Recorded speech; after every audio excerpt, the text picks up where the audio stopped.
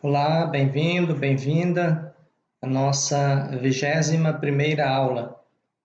Nesta aula, nós vamos estudar, iniciando o capítulo 4, sobre o consentimento matrimonial, que nós temos do cânon 1095 até o cânon 1107. E nós vamos, então, estudar nesta aula, de forma específica, o cânon 1095, seja o número 1, que é a falta de uso de razão, o número 2, que é a grave falta de discrição de juízo, e o número 3, que são as causas de natureza psíquica. Para retomar a questão do consentimento matrimonial, seria importante revisar o cânon 1057, que diz que é o consentimento das partes legitimamente manifestado entre pessoas juridicamente hábeis que faz o matrimônio. Esse consentimento não pode ser suprido por nenhum poder humano. Então, o cânon 1057 nos esclarece que o que produz, de fato, o matrimônio, no parágrafo 1º, é o consentimento das partes manifestado legitimamente, ou seja, de acordo com o direito, né, e entre pessoas juridicamente hábeis, ou seja, pessoas que não sejam incapazes e pessoas que não sejam levadas pelo erro de identidade, erro de qualidade, erro doloso, que não sejam levadas pela ignorância, que não sejam levadas pela simulação, pela ausência de uma condição colocada, seja de presente ou de passado, ou por terem colocado uma condição de futuro, e assim por diante. Então, este consentimento, o que de fato o produz é a vontade, parágrafo 2º, né? O consentimento matrimonial é o ato de vontade pelo qual um homem e uma mulher, por aliança irrevogável, se entregam e se recebem mutuamente para constituir um matrimônio. Então, vejam bem, para que seja de fato um ato de vontade, né, é preciso que as partes tenham uso suficiente de razão, é preciso que elas tenham uma certa maturidade, né, e uma certa discrição de juízo suficiente, né, e que não tenham causas de natureza psíquica que possam perturbar, né, o consórcio de toda a vida. Então, uma pessoa com falta de uso de razão, com grave falta de discrição de juízo e com causas de natureza psíquica, são as chamadas, como nós veremos daqui em diante, incapacitadas para contrair matrimônio. Então, o capítulo 4, que se refere em relação ao consentimento matrimonial, é dedicado ao consentimento, ou seja, é um dos mais importantes de todo o direito matrimonial. O consentimento é, de fato, o elemento fundamental constitutivo do matrimônio. Então, o que produz, de fato, o matrimônio é o consentimento. Mas as pessoas, as partes, precisam ser capazes de prestar este consentimento. Por isso que nós vamos ver no cânon 1095 quem são aqueles incapazes para contrair matrimônio que o cânon nos coloca, né? Os que não têm suficiente uso de razão, os que têm grave falta de discrição de juízo e os que não são capazes por causas de natureza psíquica.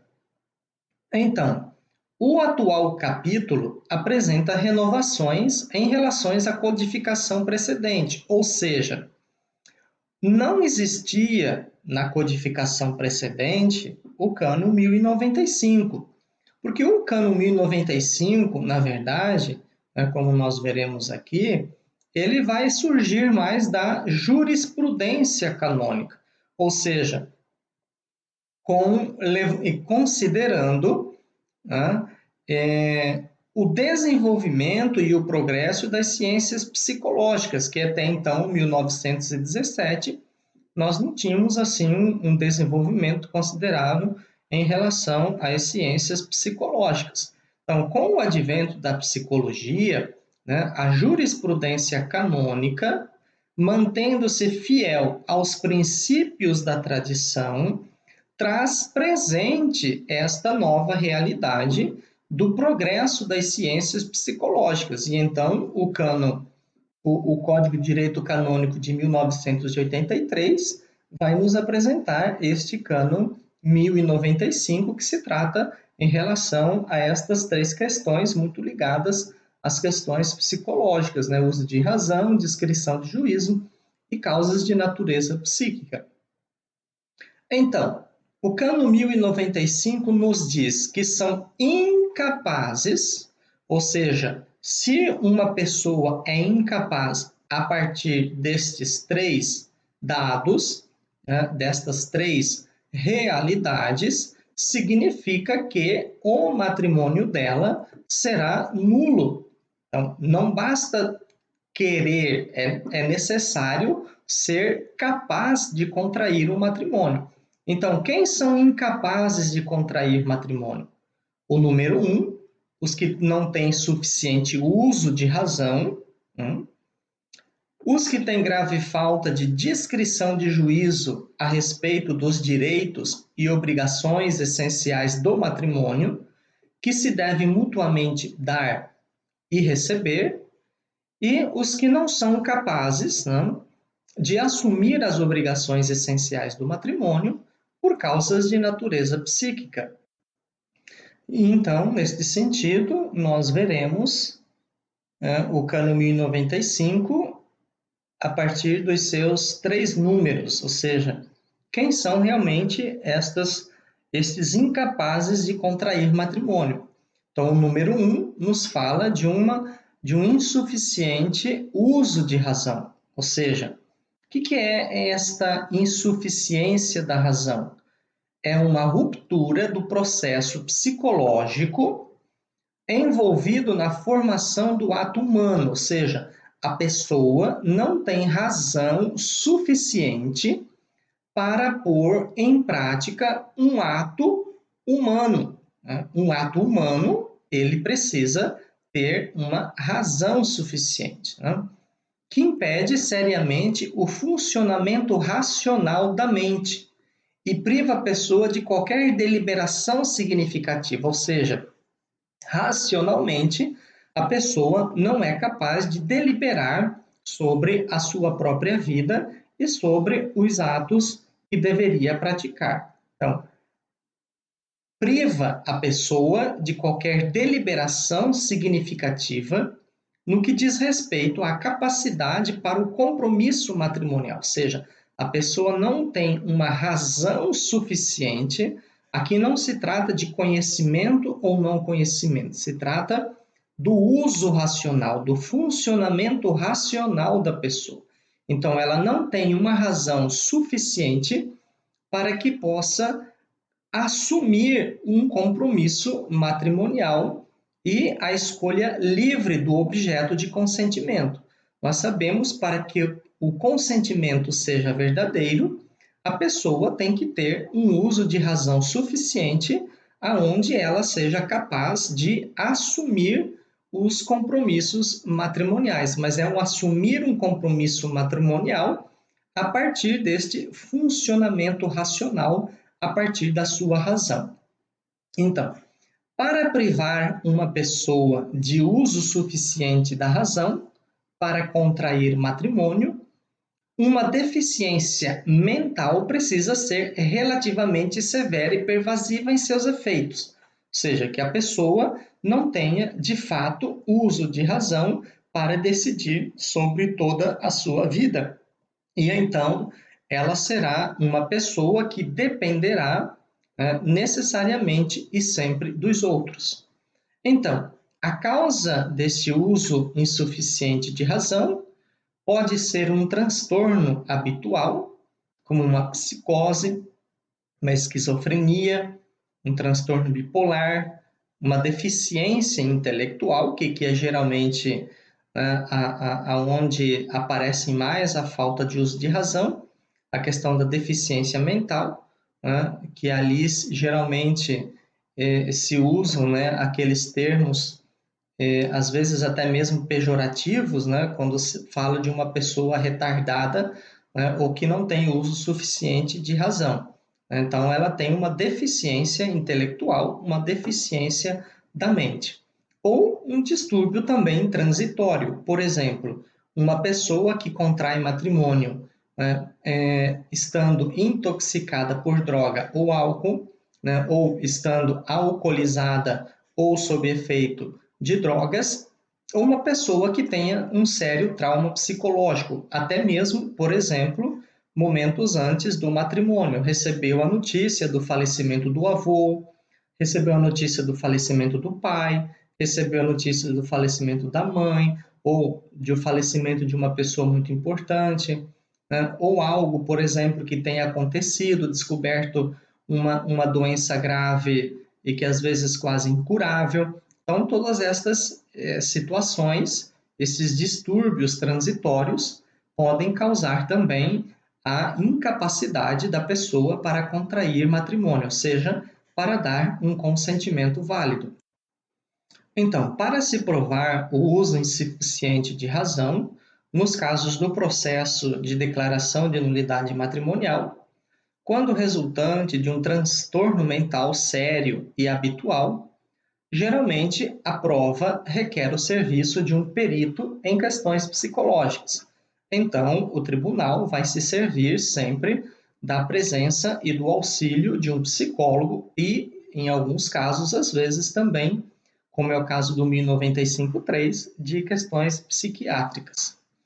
Em casos envolvendo distúrbios sérios, mas transitórios, como no caso de intoxicação por álcool ou por droga, provavelmente um perito em psicologia não ajudará muito, a não ser, é claro, quando entra no cânon 1095-3, que se trata do vício crônico de entorpecentes ou de álcool. Aqui nós estamos falando do uso no momento da celebração do matrimônio. Então, pode ser que antes do matrimônio a pessoa tenha exagerado na utilização de bebidas alcoólicas ou até mesmo de entorpecentes, e era visível que no momento do matrimônio ela estava fora de si e não mantinha um comportamento normal. Então, quando este comportamento ele é alterado pela utilização de drogas ou pela utilização de álcool, a pessoa, nesta questão de distúrbios transitórios, é considerada insuficiente da razão e, portanto, naquele momento, por uma questão transitória, considerada incapaz de contrair matrimônio. Então, neste sentido, um perito em psicologia não ajudará muito e o juiz terá que depender na declaração das partes e no depoimento das testemunhas. Aqui, às vezes, seria importante que o próprio assistente do matrimônio, ou o diácono, ou o presbítero, às vezes até o bispo que assistiu a este matrimônio, que ele possa testemunhar como uma testemunha qualificada em relação à questão de como aquela parte se apresentava no momento do matrimônio, pois se a pessoa está intoxicada com álcool ou com drogas, o seu descontrole emocional e a sua personalidade, o descontrole da sua personalidade na celebração do matrimônio serão visíveis. A jurisprudência nos oferece uma indicação das categorias de pessoas que podem sofrer desta carência, mas o elenco não é fechado ou taxativo, apenas indicativo. Então, nós temos, por exemplo, nestas três categorias, Os adultos que não chegaram ao uso de razão, que são aqueles que passaram dos 7 anos de idade, mas não chegaram ao uso da razão, então a perderam ou então a perderam gravemente. No primeiro caso, aqueles que não chegaram ao uso da razão, nós temos a oligofrenia. Ou seja, o que é essa oligofrenia? É a deficiência do desenvolvimento mental, ou seja, a mente, a razão, não se desenvolveu o suficiente para que a pessoa chegasse a este uso de razão. Congênita ou adquirida em idade precoce, que pode ser adquirida também depois, que abrange toda a personalidade, comprometendo, sobretudo, o comportamento intelectual, oligopsiquia. E no segundo caso, que é aqueles que perderam gravemente, nós temos a perda de origem orgânica, frequência progressiva, sobretudo da memória, mas que também compromete o pensamento, o julgamento ou a capacidade de adaptação a situações sociais. A segunda categoria, os adultos que possuem uma grave perturbação da razão, como é o caso das psicoses, e o terceiro, os adultos que, mesmo possuindo habitualmente o uso de razão, transitoriamente a perderam devido a uma perturbação da mente, causada por agentes que podem perturbar ou eliminar o uso de razão, ou diminuir também o uso de razão e diminui-se então assim a responsabilidade, como é o caso de drogas, embriaguez, hipnotismo, grave perturbação de ânimo. Em relação ao cano 1095.1 sobre os que não têm suficiente uso de razão, o que mais aparece nos processos de nulidade matrimonial são em relação à questão das drogas e à questão da embriaguez. Já apareceu alguns casos de grave perturbação de ânimo, como é o caso de uma pessoa que estava passando por um trauma naquele momento da celebração do matrimônio. E então depois nós temos o número 2, o defeito de grave discrição de juízo. O que é então esta discrição? É a capacidade do intelecto, então vejam que aqui às vezes se requer então o uso de razão. Então, a discrição, o que é? É uma capacidade do intelecto e da vontade de quê? De avaliar, ou seja, eu preciso, antes do matrimônio, avaliar, decidir e entrar livremente no casamento. Aqui, muitos casos de nulidade acabam existindo porque as pessoas não conseguem avaliar, na verdade, para aquele matrimônio que vão assumir, as responsabilidades do matrimônio, não conseguem fazer esta avaliação. E, portanto, se a pessoa não consegue fazer esta avaliação, a sua decisão de entrar neste matrimônio, nem sempre ela vai ser livre, faltando o que aqui? Uma liberdade interna e uma imaturidade humana e psicológica, então, para entrar livremente na celebração deste casamento e assumir as suas responsabilidades e os seus deveres. Então, esta discrição, ou seja, defeito grave de discrição, essa discrição, ela tem que ser um defeito grave. Não basta simplesmente não entender, É preciso faltar gravemente com esta discrição de juízo, ou seja, faltar o intelecto e a vontade de avaliar, decidir e entrar livremente no matrimônio.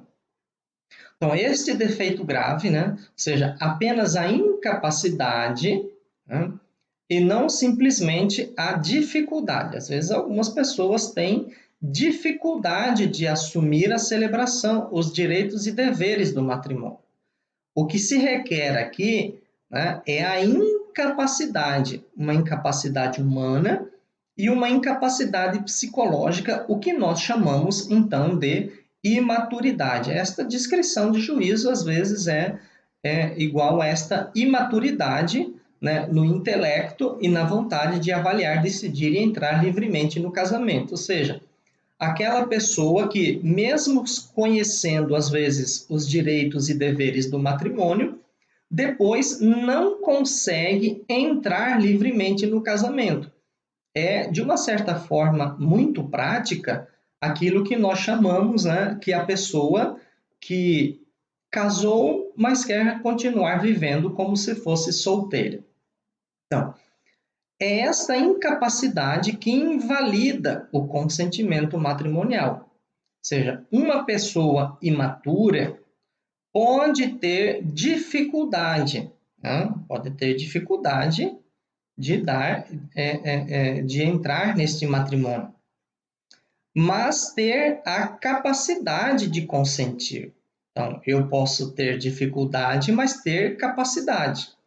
Tá? Então, isto, né, não invalida o matrimônio.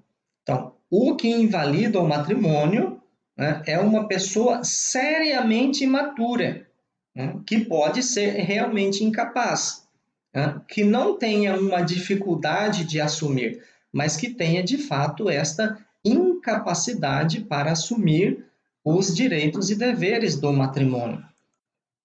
Então, a descrição de juízo, olha, não é descrição, é descrição de juízo, porque a descrição é esta capacidade do intelecto e da vontade de avaliar, decidir e entrar livremente no matrimônio.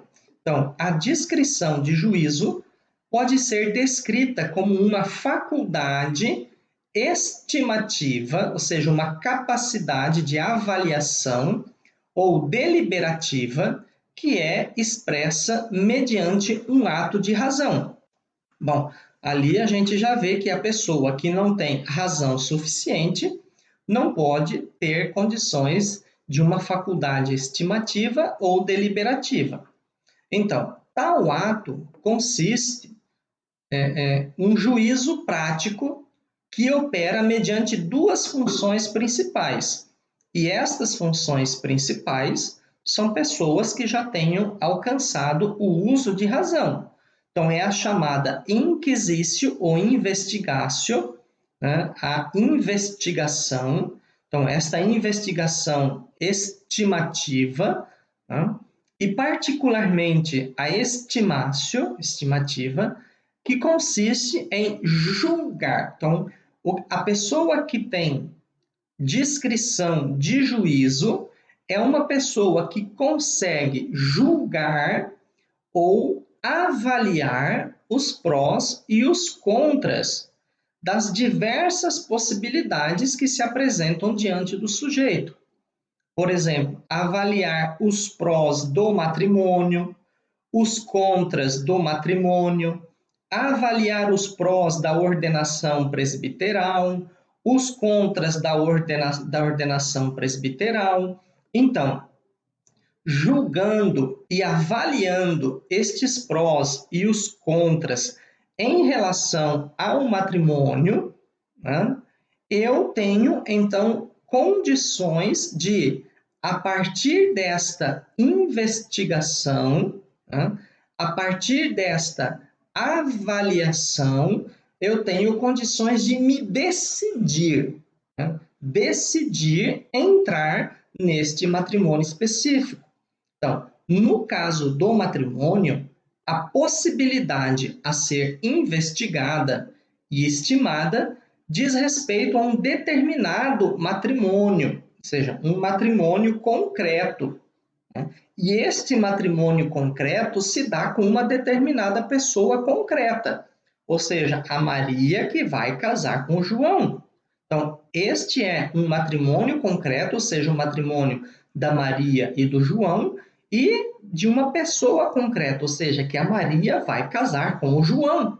Não vai casar com o José, não vai casar com o André. Então, é com uma pessoa determinada. Ou seja, será que a Maria com o João vai conseguir assumir as responsabilidades do matrimônio, então, esta investigação, este julgamento tem que acontecer antes mesmo do matrimônio, e com o qual será compartilhada a totalidade da vida conjugal e que se deve durar para sempre. Por exemplo, com a Maria, o João, será que ele vai conseguir, né, se responsabilizar pelos seus atos?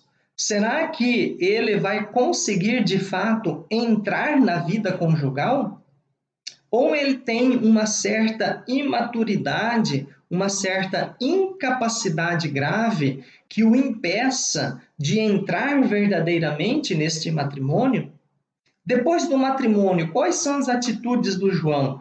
Ele realmente assume como um homem casado? Ou ele não consegue assumir as responsabilidades do casamento e passa então a viver como se fosse solteiro?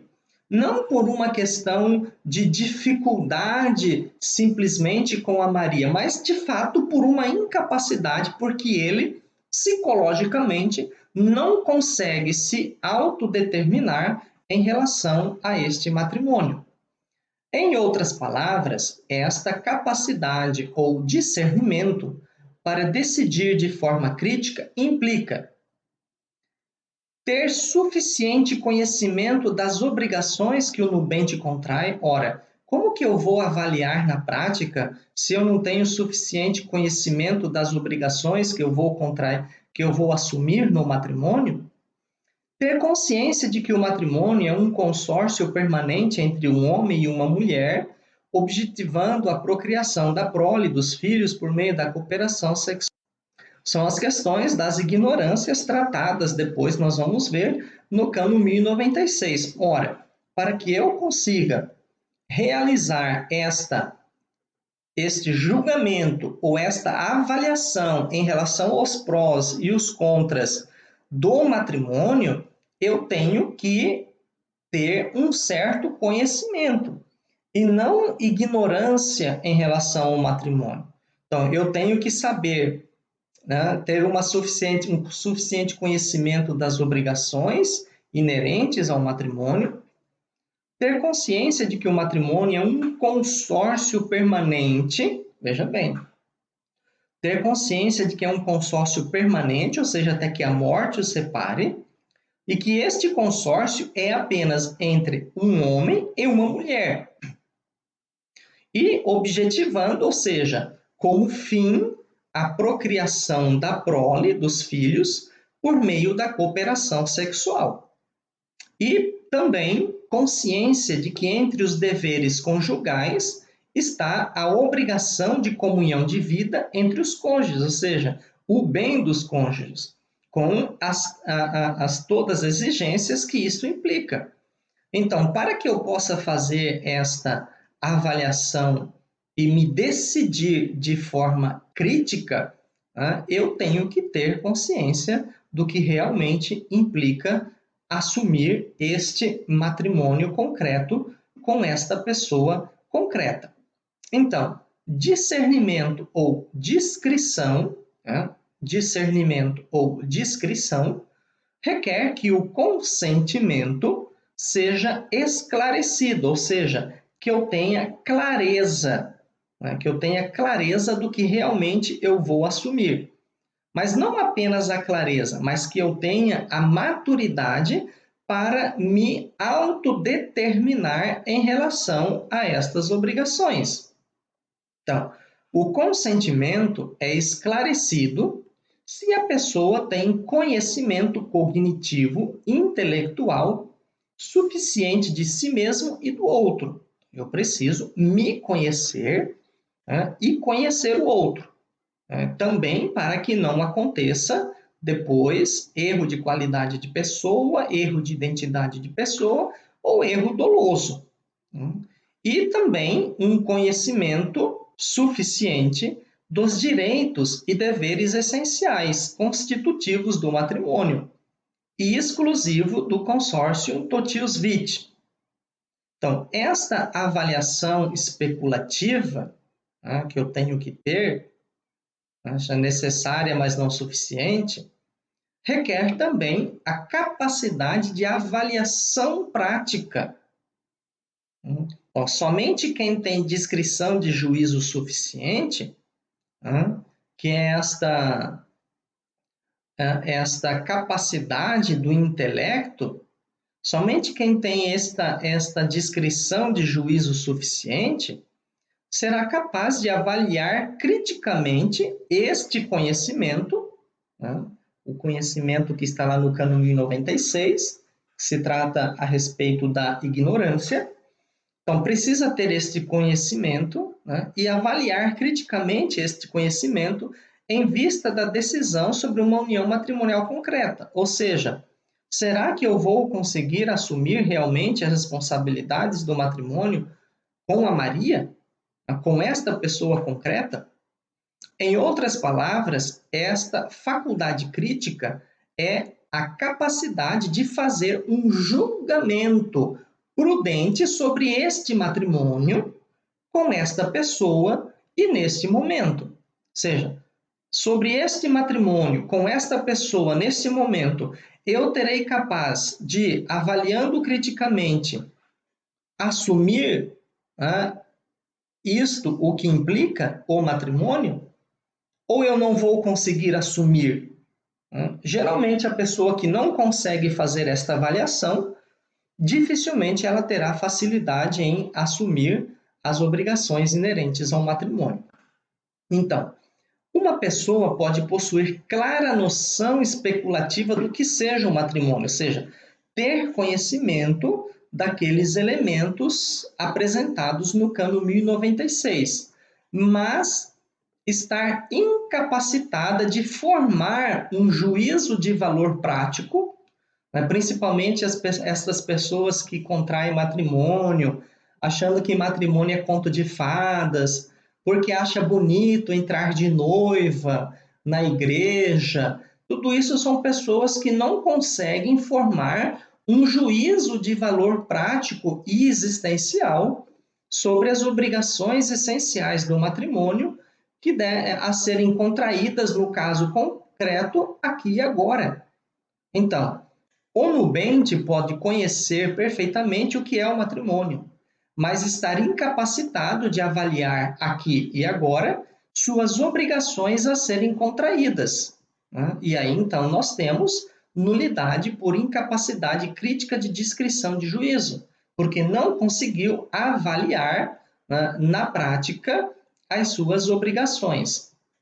Ocorre nos casos de grave hesitação ou conflito de motivos, próprios de personalidades inseguras, ou seja, pessoas que não têm segurança, sujeitas a angústias e depressões. Então, essas pessoas são impelidas pelas circunstâncias a contrair matrimônio, sem capacidade crítica. Estados de grave hesitação e conflitos de motivos, ainda mais comprometedores para a função de raciocínio, quando a eles se somam depressão e angústia, que impedem o curso do pensamento, prendendo-o a uma ideia única.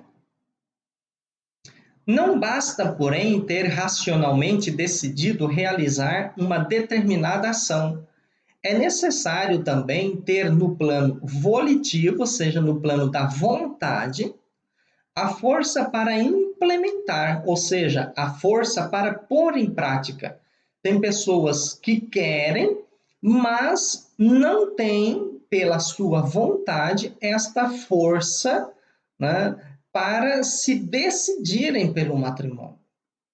Portanto, segundo a constante jurisprudência rodal, o conceito de discrição de juízo compreende também a liberdade interna, ou seja, a capacidade interna de se autodeterminar em relação a este matrimônio. Então, aqui nós falamos da maturidade psicológica, ou seja, a pessoa que ainda não tem uma maturidade psicológica, que contrai matrimônio, por exemplo, e depois continua vivendo como se fosse adolescente, continua vivendo como se fosse criança, é uma pessoa que não teve esta liberdade interna, ou seja, a capacidade de dominar os impulsos e os afetos interiores para cumprir livremente o matrimônio.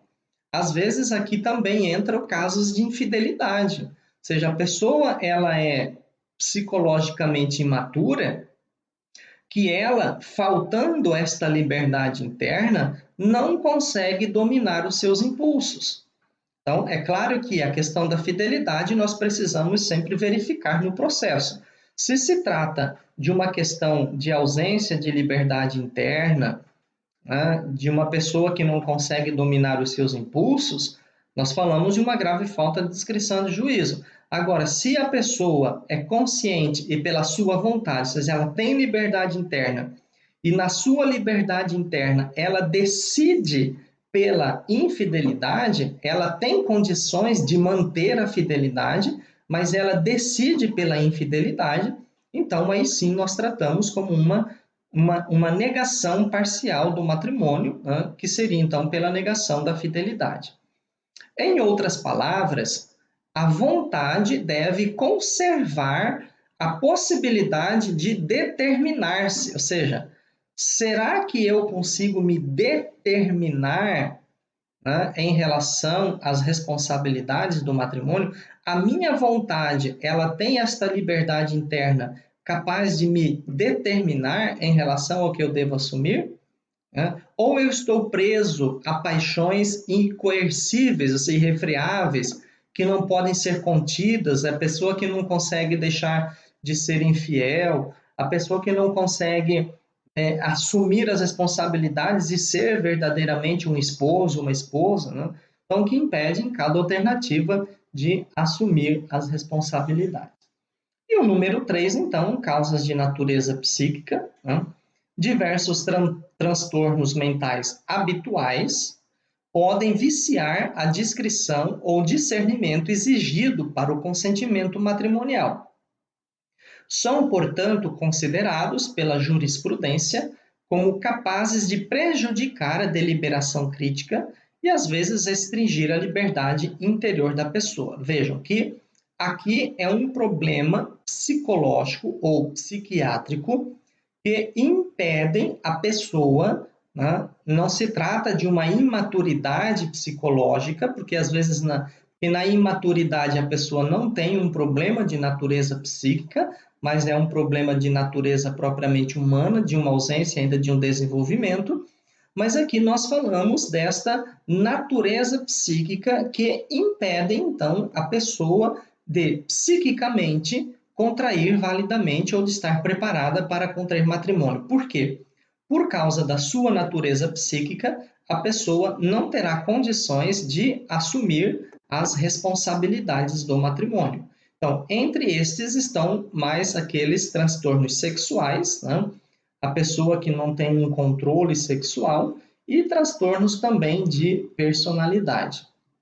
Então, o que é um transtorno mental de acordo com o DSM-5? O que é? É uma síndrome caracterizada por perturbação clinicamente significativa, ou seja, que precisa ser avaliada clinicamente e que pode trazer sérias complicações na cognição, na regulação emocional ou no comportamento de um indivíduo, que reflete uma disfunção nos processos psicológicos, biológicos ou de desenvolvimento, subjacentes ao funcionamento mental, ou seja, a mente não funciona bem. Ela tem um uso suficiente de razão, mas não funciona bem. Estão frequentemente associados a sofrimentos ou incapacidades significativos que afetam atividades sociais, profissionais ou outras atividades importantes. Podemos citar como exemplo as personalidades afetadas por gravíssimas formas de narcisismo, né? As pessoas extremamente egoístas, né? Personalidades antissociais, ou seja, aquele esposo que espanca a sua esposa, a esposa que vive gritando com o seu esposo, ou particularmente inclinadas à prática da violência, personalidades particularmente fracas que se deixam envolver em grau elevado pela ingestão de substâncias tóxicas, são os chamados viciados, né, em álcool ou em drogas, ou por hábitos dispendiosos e perigosos para a vida familiar, tais como os jogos de azar, pessoas jogadas em videogame, viciadas em videogame, né, pessoas viciadas em baralho, em jogos de azar, que podem prejudicar, né, a vida familiar, que podem pôr em risco os próprios meios de subsistência da família, porque a pessoa viciada nesses jogos não consegue se controlar, né? Ela precisa de um acompanhamento psiquiátrico, né? E levá-la a um perigoso contato com ambientes de malfeitores ou com pessoas de má índole. Então, nós aqui encerramos esta nossa aula sobre o cano 1095 e a próxima aula, então, daremos continuidade a partir do cânon 1096.